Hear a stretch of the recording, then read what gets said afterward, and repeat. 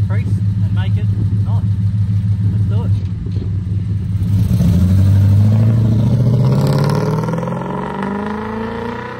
As you might have guessed from the intro to today's video, today's finally the day that I start pulling down the LS1 Caprice, getting it ready for summer nats to go and turn some tyres and have some fun. You would have seen in previous videos, I've already fitted a set of extractors and a catback exhaust. All of that's probably going to have to come back out now to make way for the next upgrades. I've got plenty of bits and pieces here now, including this second-hand 4L60E. It's out of a car, supposedly ran. The one that's in the car's absolutely shot, so hopefully this one's in better condition. I've got a second-hand power steering cooler there. I'm going to use that to try and keep the power steering pump alive. On the benches over here, I've got a heap of new stuff. So this is all the goodies I can't wait to put in.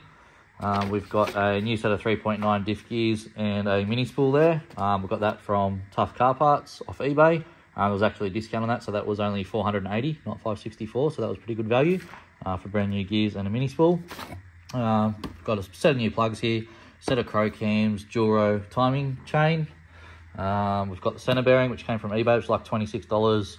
Some rocker cover gaskets, they were $13 off eBay. Engine mounts were only $60 off eBay. We've got some ARP exhaust manifold bolts.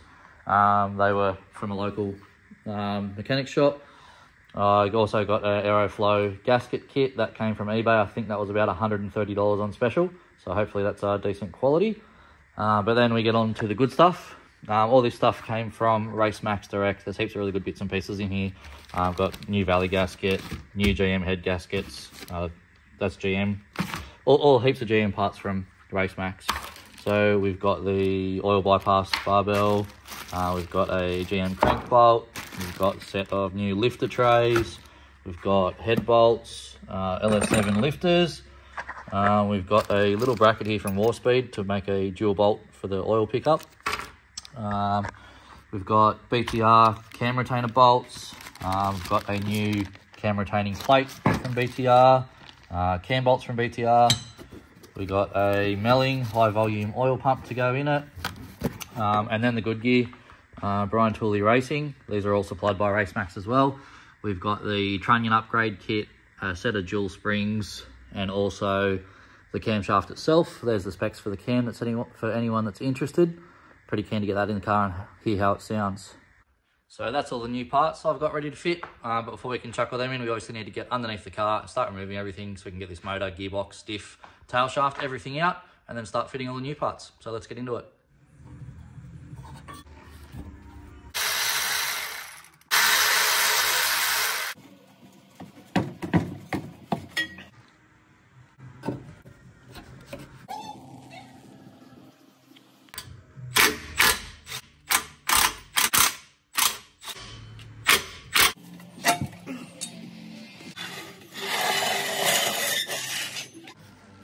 Like and sub.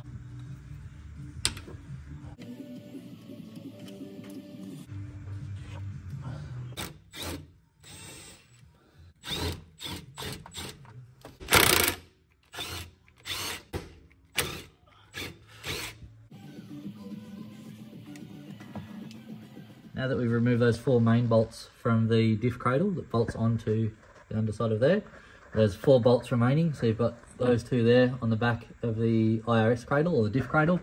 And then over the front there should be 2 more, one there and one over there. Just before you take those bolts out, make sure you've got a jack under the diff supporting the weight. I thought I'd grab you a better shot of these last two bolts on the front of the diff. So just up above over the rubber coupling, you've got one there and one there. You probably have to loosen off and roll that sway bar out of the way from the top. So just undo the mounting point there, and one on the other side as well. We'll roll it up out of the way so you can get a socket and a bar onto those two bolts.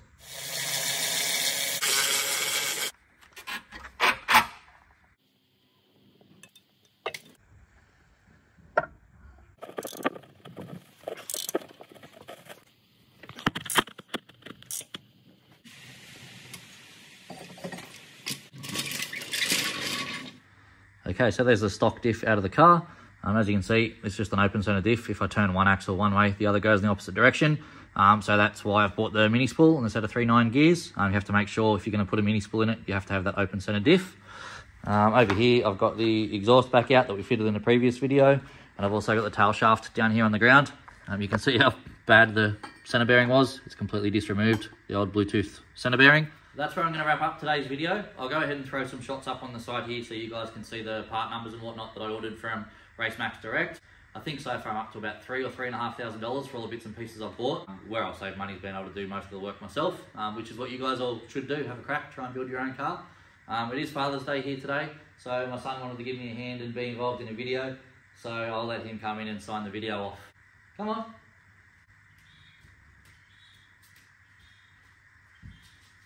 Like and subscribe. Thanks for watching. See you in the next video.